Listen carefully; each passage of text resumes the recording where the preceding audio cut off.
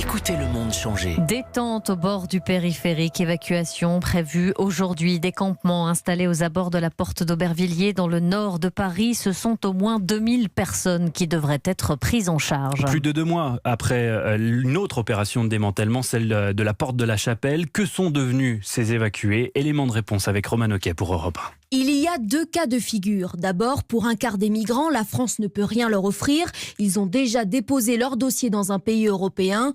Eux sont de retour dans la rue, parfois quelques jours après l'évacuation, explique Yann Manzi d'Utopia 56. À chaque fois, ils montent dans les bus, ils vont se reposer quelques jours et quand l'Office français de l'immigration va passer dans les gymnases, ils savent très bien qu'ils ne rentrent dans aucune case. Toutes ces populations se retrouvent en fait avec aucune prise en charge. Deuxième catégorie, les 3/4 des migrants restants. Ils ont reçu une proposition d'hébergement, souvent en dehors de l'Île-de-France, loin de leur communauté. Rédhibitoire, regrette Didier Lesky, directeur de l'Office français de l'immigration. On a 60% de ces personnes qui sont déjà réfugiées, qui refusent d'aller en région vers un hébergement qui lui est proposé. Nous prenons le risque de les retrouver après sur le trottoir parisien. Sur le trottoir ou plutôt dans un autre campement, porte d'Aubervilliers, il est démantelé ce matin, 2 jours avant la nuit de la solidarité qui recense les sans-abri à Paris.